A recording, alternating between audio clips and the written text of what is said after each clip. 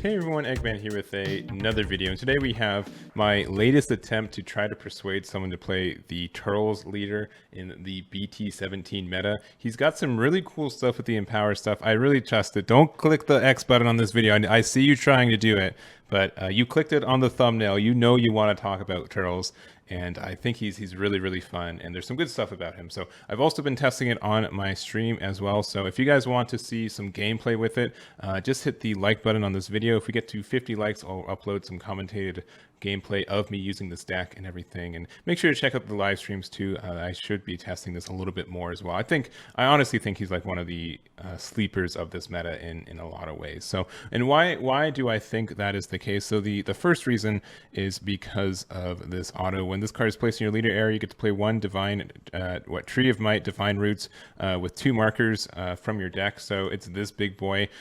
The only thing you have to realize about this guy, one, he can't attack, so don't try swinging with it. But it also, it's a 16k with 2 markers on it, but it technically starts with 3 markers because at the start of your opponent's turn, so even if you go second when your opponent starts your turn, you get to do this +1 auto. If your leader is a yellow Turles Crusher Corpse, which ours is, at the start of your opponent's turn, flip up to 1 card in your life face up, which is kind of nice. Like, just in general, like just getting a +1 in this guy in general is fine. Being able to accrue tokens on this and markers is good. And we do have this awaken on our side where if you have 3 or more life face up, you can draw 2 cards and flip this card over. So you can just awaken at like 5 or 6 life pretty easily if your opponent's not too aggressive with you. And that is fantastic in so many ways. Being able to get that early awaken, being able to get the card draw, and also you get the knowledge of the cards that are in your life, which is, I think people undervalue that a lot. Knowing what cards you're going to draw from life. If there's a card you need that you see face up in your life, you can get a lot of value from it. So that's the kind of idea there. So this is, the leader's pretty standard, just swing, and then the opposite side, same thing with the Crusher permanent but auto. When this card attacks, you get to draw 1 card. In active battle, once per turn, this is on either player's turn. Spirit boost for 1 yellow. Choose one. If you have 2 or more face-up cards in your life, you get, this card gets plus 10k power. Make sure you have 2 or more face-up cards in your life because you cannot not do that. And then additionally, you can also do, you may choose 1 fruit of the Tree of Might in your hand and discard. If you do, activate its activate battle skill without paying its cost. So it pretty much just means you get to play this for 1, which you would anyways, for 1 yellow and a spirit boost. And this is such a good finisher. It's essentially a double Champa, so you don't have to worry about any of this stuff because our leader gets around it. So choose up to 1 of your leader cards or battle cards that gets plus 20k power for the battle. If the chosen card's name includes Turles, it gains a double strike. So it means that you can add the plus 20k on either itself or the Turles all too easy. Normally it's the leader, but also since we're playing yellow, it's pretty easy to just go swing. They try and negate it, and then we have our big boy cooler here on turn 4. So we do that. We do the minus spirit boost for 1 in this, and then we have already a 35k double strike, and then we can kind of combo up from there. So it's a strong ender in a lot of ways. You can run one of these guys. I like running 2 just so we can almost guarantee getting the +1 off of our tree. So the +1 of the tree is doing this, but we do run some Empower stuff. So most of the time this will have like 4 or 5 markers on it, and most of our Empower dudes are Empower 2 or 3. So we can just do this -2 for free to add up to 1 extra card with energy cost of 1 in Tree of Might, and its card name to from your deck to your hand and shuffle it. So you just get this to your hand for free, which is nice, being able to draw some cards, especially being able to find a Champa in your list when you're only running like 2 of them is good. And then from there, we have our Empower stuff. So we have the Rumshi. This is Empowered 2. It has a lot of, this stuff doesn't matter, but we also have, if this card has 4 more markers, when this card is played, draw 1, then choose all of your opponent's battle cards in rest mode and KO them. So this can like clear a board very easily. It's a fantastic card for doing that. And then you just, to Empower 2, you get a draw card, and you do a +2, and it has 6 markers, and then your opponent's just never going to get rid of this unless they put like a bunch of effort into it. So this is a fantastic card, like as our second unison, especially to cycle from the tree. And then we have our big boy, daddy boy, Super Saiyan 2 Sun Gohan Z Fighter. It is Empower 3 blocker. If this card has 4 or more markers on it, when this card is played, you choose up to X of your opponent's battle cards in rest mode, ignoring barrier, where X is equal to the number of unison cards in your drop area, and KO them. So having both Rumshi and Gohan being able to pop your opponent's cards is fantastic off the Empower. So you're already getting value from playing these boys. And then this is a 20k blocker and it's -3. Is choose up to one of your leader cards and this card gets plus 5k to both of them. So you get to bean your leader for until the end of your opponent's next turn.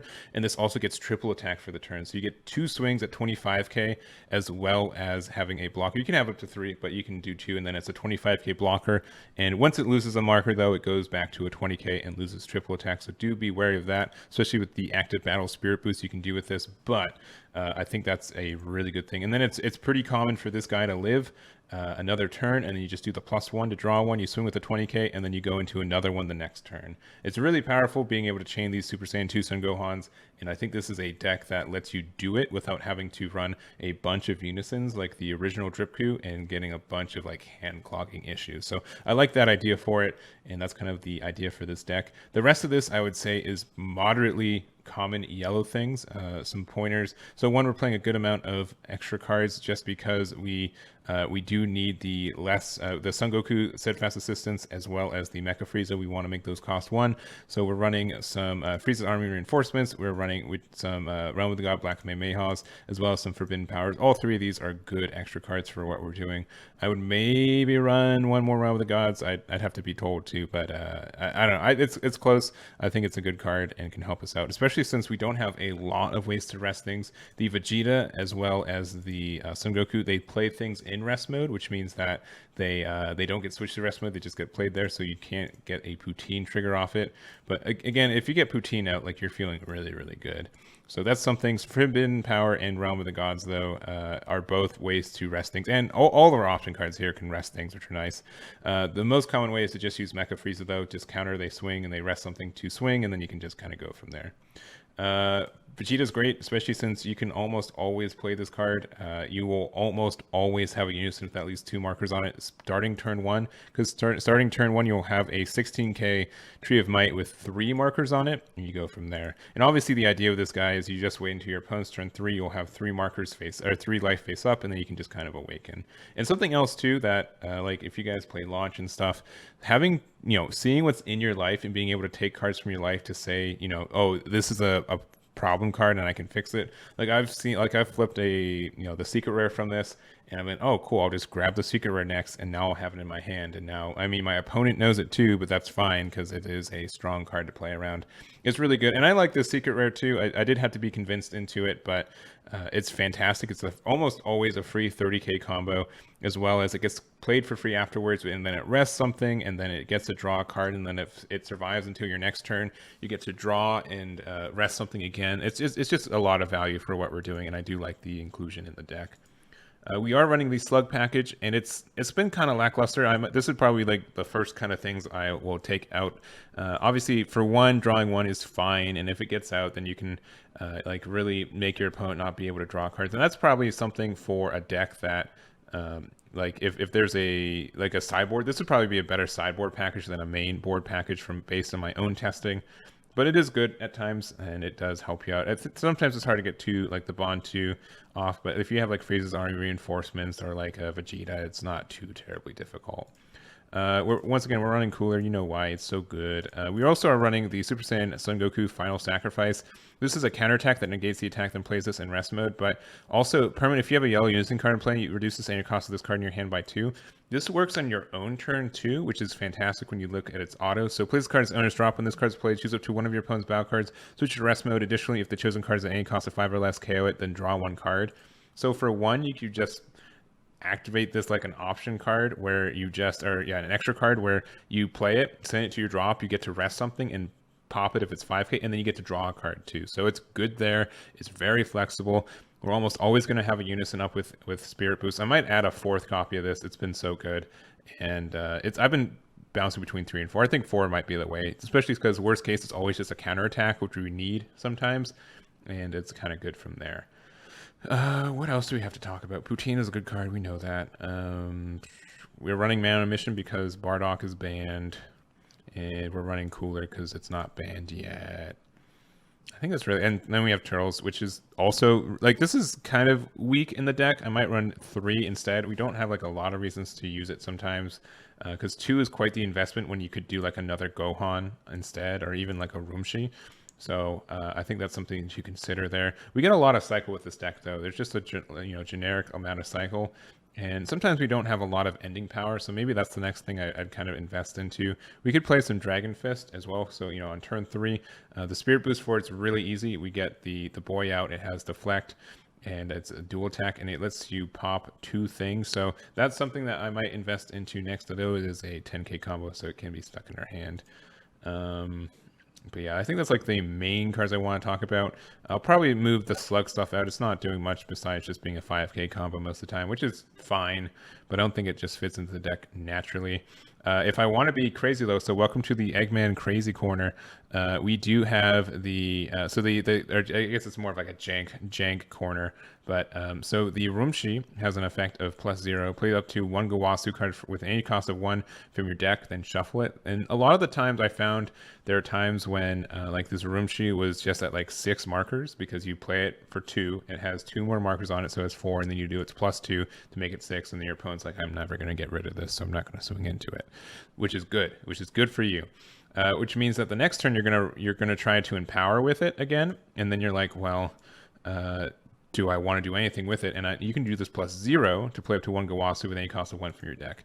The best one is this guy, and by best I mean it's like the only one. It's like the only yellow one. There's some blue ones, but most of them don't really do anything. Maybe like this one, if you want to be super cheesy, look at top 2 cards of your opponent's deck and put them back in any order. If you want to run like some blue-yellow stuff, that's fine too. I don't think anything is like stopping you. If you want to put beans in here too, go for it. Beans always good, but I just find like this is fine, and it looks top 3 for a god, and it adds up to your hand, then puts it to you put the rest of the bottom of your deck in any order. So there are some choices from here. Like Godly Destruction Waste is just a standard card, standardly good card. It stops your opponent from using like Dimension Magics and like beans, so that's kind of good. We also do have Zamasu Mortal Loathing. So this is good-ish. Look top 5 cards for a yellow god with any cost of 5 or less, or 1 yellow unison with a specific cost of 2 among them to your hand, then you get to shuffle your deck. So being able to do that is kind of good in a lot of ways. And like we also have like the Divine Cry Beerus, which is a Sparking 5 super combo. A lot of the time we will have more than 4 cards in our life, especially since we can awaken early by having 3 of them face up. So this could be a better super combo and like not as dead in hand as Krillin. So that's something, though I do appreciate Krillin being able to draw 2 and get 1 to the bottom. I think like you can even do like some of the Zamasu blue yellow super combo could be a good choice too, to get more things in rest, having more poutine triggers.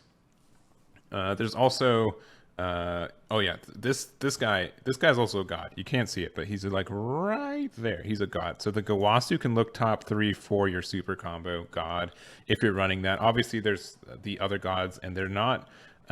Yeah, he's not color restrictive either. So if you want to run like Kai, you can also run get Kai back too, and that's it. I think there could be something here if you want to. If you don't like the slug package, like I'm starting to not like it in this build, at least natively, this could be a good like little add for the Gawasu, and then you can add some Zamasus too to help you find your top 3 and get like find some Rumshis, maybe put like a second one in there, and then like put some Gokus and stuff, and maybe change your super combos. I don't know. There's a lot of things that could be happening with these, and I think there's also Goku Black, but we probably don't have enough energy for that guy to use him very well. But that is the list for you guys. I hope I convinced you at least to relook at this guy and see if he's any good. Again, if you guys want to see some commentated gameplay of this, make sure to hit that like button. If we get to 50, I'll make sure to do that this next week, and that will be it for us. So thank you guys so much for watching, and I'll catch you all next time.